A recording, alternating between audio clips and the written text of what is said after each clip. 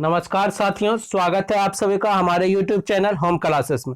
मैं सुमित कुमार आज आप लोग को स्टैटिक जीके का कुछ प्रश्न करवाने जा रहा हूं। इससे पहले आप जो है हमारे चैनल को सब्सक्राइब कर दीजिएगा। चलिए देखते हैं प्रश्न संख्या 26 नंबर। 25 क्वेश्चन हम करवा दिए थे पिछले वीडियो में, जो नहीं देखे हैं उसको देख लीजिए। चलिए क्वेश्चन नंबर 26 में लिखा हुआ है कि भारत कोकिला किसे कहा जाता है। थोड़ा मिसप्रिंट है दोस्तों, इसको सुधार लीजिएगा। भारत कोकिला किसे कहा जाता है? तो option number B Sarojini Naidu को।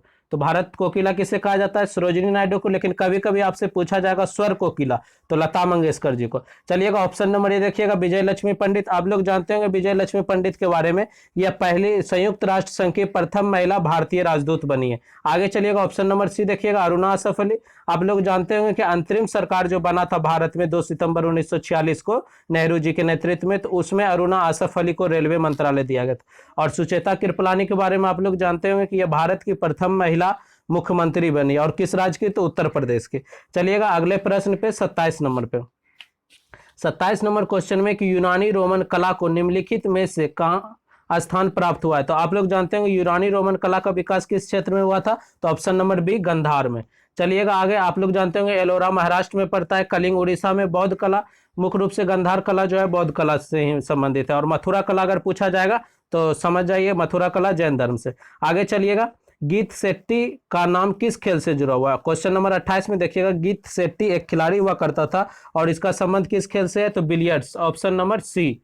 तो गीत शेट्टी का संबंध किस खेल से है? तो बिलियर्ड्स से है। आप जानते होंगे बिलियर्ड्स से संबंधित एक शब्द बार बार आता है, क्यों। क्यों शब्द किस खेल से संबंधित है? क्यों शब्द भी बिलियर्ड्स से संबंधित है। चलिएगा प्रश्न संख्या 29 पे।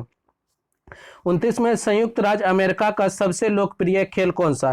तो आप लोग जानते होंगे संयुक्त राज्य अमेरिका का सबसे लोकप्रिय खेल ऑप्शन नंबर ए बेसबॉल को माना जाता है, क्योंकि ये अमेरिका का जो है कि राष्ट्रीय खेल भी बेसबॉल ही है। इस बेसबॉल में कितने खिलाड़ी होता है? तो 9 खिलाड़ी होता है। चलिएगा क्रिकेट के बारे में आप लोग जानते होंगे, कोई बताने का जरूरत नहीं है। आगे चलिए हम लोग देखते हैं 30 नंबर प्रश्न को। 30 नंबर क्वेश्चन में कि लाइफ डिवाइन पुस्तक के लेखक कौन है? तो आप लोग जानते होंगे लाइफ डिवाइन के लेखक कौन थे? Shri Aurobindo Ghosh, option number D. Option number D में जो श्री अरविंद घोष है कौन सा पुस्तक लिखे थे? Life divine. लेकिन कभी कभी एक डिवाइन लाइफ क्वेश्चन पूछा जाता है, तो उसके लेखक कौन हो जाते हैं? शिवानंद। लेकिन जो है एक क्वेश्चन और आता है डिवाइन कॉमेडी, तो डिवाइन कॉमेडी का आप लोग जानते होंगे दांते है। तो तीनों पुस्तक याद रखना, यहाँ पे लाइफ डिवाइन है तो श्री अरविंद घोष, लेकिन डिवाइन लाइफ रहता तो शिवानंद, लेकिन रहेगा आपको जो है एक इटली का दांते जी थे, उसके द्वारा भी एक डिवाइन कॉमेडी लिखा गया था। चलिए आगे 31 नंबर प्रश्न पे देखते हैं। इसमें रेड क्लिफ रेखा किन 2 देश के बीच अंतरराष्ट्रीय सीमा रेखा है? तो आप लोग जानते हैं कि रेड क्लिफ रेखा जो है किस देश के बीच है? तो भारत और पाकिस्तान। कौन से देश के बीच है? तो भारत पाकिस्तान के बीच स्थित है। ऑप्शन नंबर किस में है? तो ए हो जाएगा इसका। चलिए आगे प्रश्न में देखिएगा, इसमें कभी कभी भारत और चीन का भी पूछा जाता है, मैकमोहन रेखा। ऐसे रेड क्लिफ रेखा के बारे में जानते होंगे कि इसका निर्धारण भारत पाकिस्तान के बीच 1947 में किया गया था। अगले प्रश्न पे चलिए 32 नंबर पे। 32 नंबर क्वेश्चन में क्या है? सर्वोच्च न्यायालय में नियुक्त होने वाली प्रथम महिला न्यायाधीश कौन थी? तो आप लोग जानते होंगे इसका आंसर क्या हो जाएगा? एम फातिमा बीबी।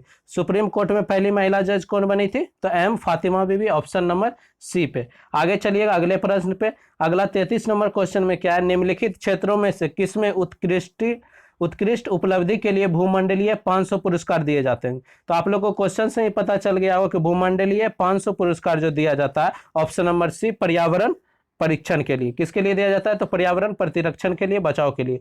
चलिए आगे बढ़ते हैं प्रश्न संख्या 34 पे। चलिए तो 34 नंबर क्वेश्चन में क्या है देखिएगा दोस्तों, भारत का प्रथम नौसेना संग्रहालय किस प्रमुख बंदरगाह पर स्थापित होने वाला? तो आप लोग भी जानते हैं इसका आंसर क्या हो जाएगा? Option number C Visakhapatnam.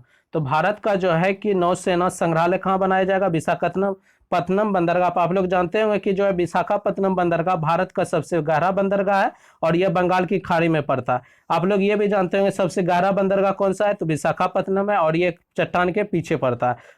चलिए डॉल्फिनो चट्टान के पीछे। आगे चलिएगा प्रश्न संख्या 35 पे। 35 में यूरोपीय संघ का वह देश जिसने एकल मुद्रा यूरो को अंगीकार नहीं किया।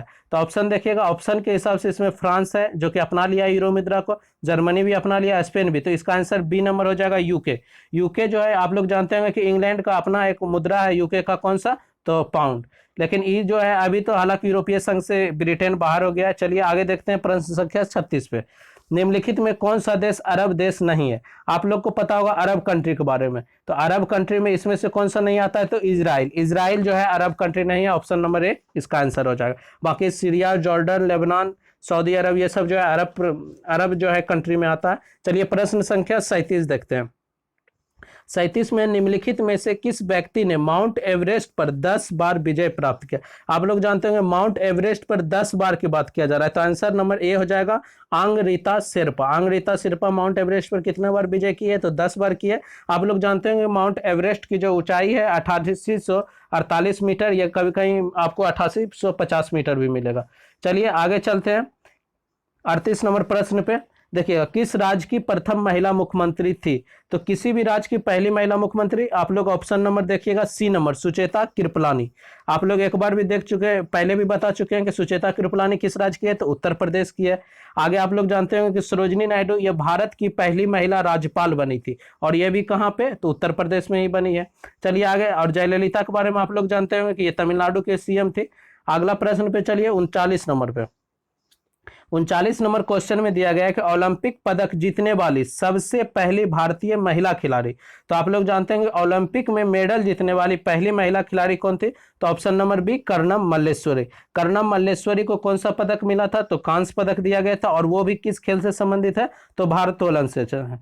पीटी उषा के बारे में जानते होंगे कि ये एक धावक है, उड़न परी के नाम से जाना जाता है। चलिएगा अगले प्रश्न संख्या 40 पे। 40 नंबर क्वेश्चन में क्या है? तो भारत में किसी राज्य के उच्च न्यायालय की प्रथम महिला मुख्य न्यायमूर्ति निम्नलिखित में से कौन सी? तो इसका आंसर क्या हो जाएगा? आप लोग देखिएगा, ऑप्शन नंबर सी हो जाएगा लीला सेठ। लीला सेठ कहाँ बनी थी? तो हिमाचल प्रदेश में। कहाँ बनी थी? हिमाचल प्रदेश में।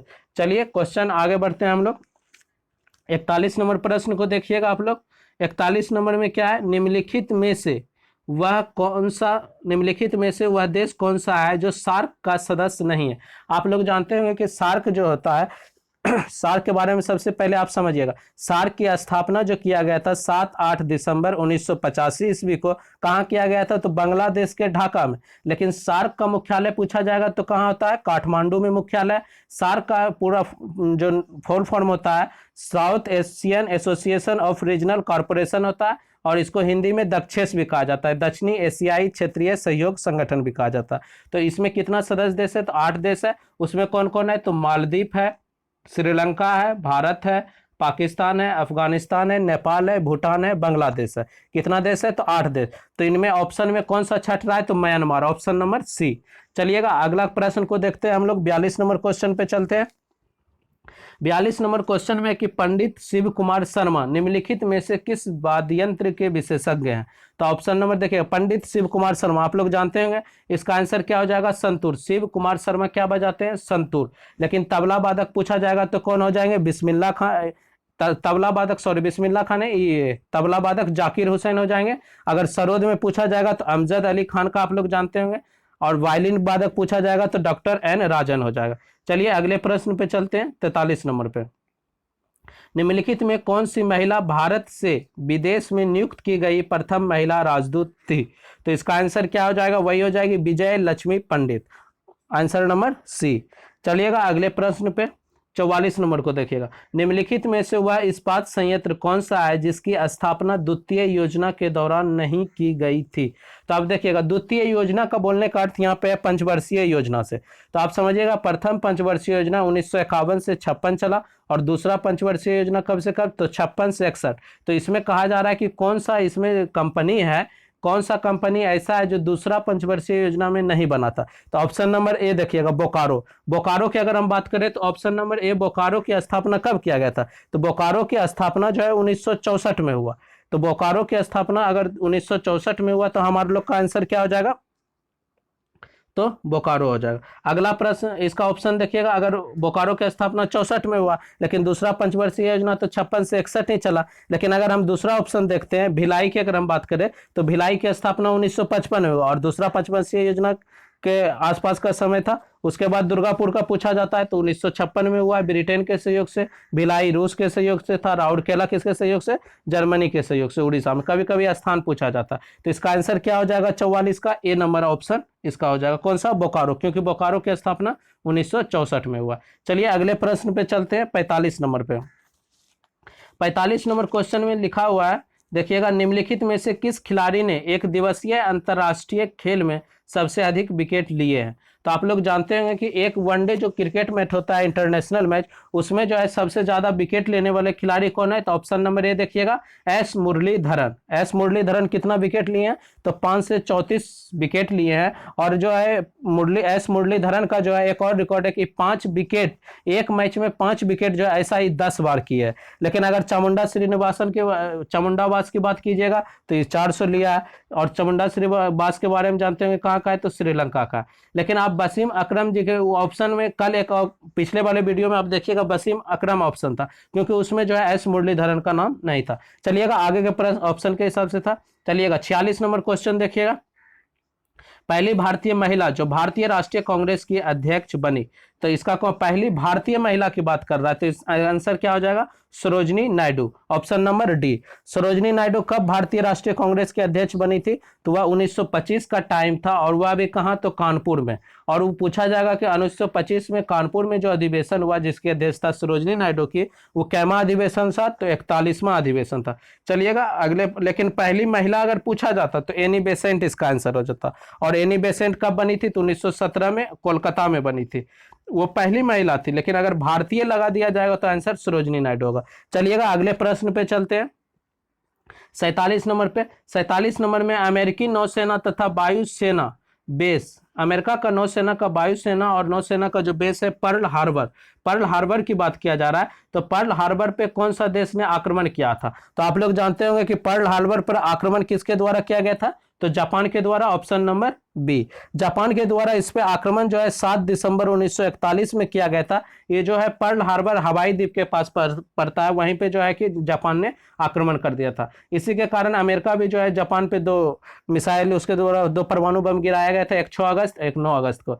चलिएगा आगे के प्रश्न पे 48 नंबर क्वेश्चन देखिएगा, ओलंपिक 2012 निम्नलिखित में से किस शहर में हुआ था। तो चलिए निम्नलिखित में से ओलंपिक 2012 की बात किया जाएगा तो कहाँ हुआ था, तो लंदन में हुआ था। ऑप्शन नंबर डी, ओलंपिक 2012 जो हुआ था लंदन में, इसमें देखिए भारत का जो है बहुत बड़ा उपलब्धि मिला था। क्या मिला था, तो भारत जो है इसमें मैरी कॉम जो थी यही ओलंपिक 2012 में ही पहली बार कांस्य पदक जीती। साइना नेहवाल भी बैडमिंटन में पहली महिला जो है कि कांस्य पदक जीती। योगेश्वर दत्त का नाम सुने होंगे, उन्हें भी जो है इसी में रजत पदक मिला था। गगन नारंग जी का नाम सुने होंगे, उसको भी शूटिंग में इसी में कांस्य पदक दिया गया था। सुशील कुमार कुश्ती जानते होंगे, उसे भी रजत पदक। विजय कुमार भी निशानेबाज है। तो इन लोगों को जो है 2012 ओलंपिक में ही दिया गया था। कभी कभी ऐसा प्रश्न रेलवे में देखा जाता है। चलिएगा आगे का क्वेश्चन नंबर देखिएगा 49 नंबर पे, कौन सा ग्रैंड स्लैम टूर्नामेंट घास के कोर्ट में खोला जाता है। तो आप लोग जान लें ग्रास कोर्ट पे या घास के मैदान पे कौन सा खेला जाता है, तो विंबलडन। ऑप्शन नंबर सी देखिएगा, 49 का आंसर क्या हो जाएगा, सी नंबर ऑप्शन हो जाएगा। आप लोग से अगर ऐसा भी क्वेश्चन पूछा जाए ग्रैंड स्लैम टूर्नामेंट में सबसे पुराना कौन है, तो विंबलडन ही है, क्योंकि उसका स्थान जो है कब से शुरुआत हुआ है, तो 1877 से। कहाँ खेला जाता है, लंदन में। लेकिन आपको फ्रेंच ओपन कहाँ होता है, तो पेरिस में होता है। ऑस्ट्रेलियन ओपन कहाँ होता है, तो मेलबोर्न में होता है। और जो है कि ये यूएस ओपन न्यूयॉर्क में होता है। चलिएगा अगला क्वेश्चन 50 नंबर पे, तानसेन सम्मान किस राज्य सरकार ने शुरू किया था। तो तानसेन सम्मान जो है मध्य प्रदेश राज्य के द्वारा दिया जाता है। Option number B. लेकिन राजस्थान सरकार भी एक जो है बिहारी पुरस्कार देता होगा, आप लोग जानते होंगे। चलिएगा 51 नंबर प्रश्न पे चलते हैं, निम्नलिखित में कौन सी कंपनी एक नवरत्न कंपनी है। तो नवरत्न कंपनी की बात किया जा रहा है, आप जानते होंगे कि भारत में महारत्न नवरत्न रत्न कंपनी होता है।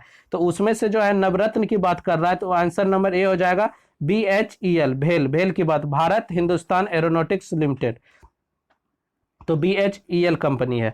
चलिएगा आगे हम चलते हैं ऑप्शन क्वेश्चन नंबर 52 पे, भारत की पृथ्वी से पृथ्वी पर मार करने वाली सबसे पहला सफलतापूर्वक विकसित देशज मिसाइल।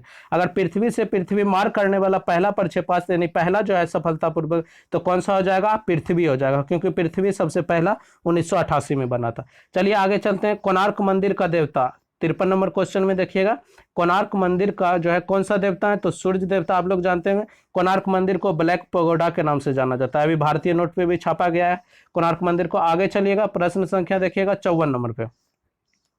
54 नंबर क्वेश्चन में, विश्व की सबसे पहली महिला प्रधानमंत्री निम्नलिखित में से कौन है। तो आंसर क्या हो जाएगा, तो पहली महिला अगर पूछा जाएगा तो श्रीलंका के बनी है एस भंडारनायके। 55 नंबर क्वेश्चन देखिएगा, नोबेल पुरस्कार जो है किसमें योगदान के लिए नहीं दिया जाता है? तो आंसर क्या हो जाएगा? कंप्यूटर विज्ञान में नहीं दिया जाता है, 6 क्षेत्र में दिया जाता है। वीडियो अच्छा लगे तो लाइक और सब्सक्राइब करें। धन्यवाद।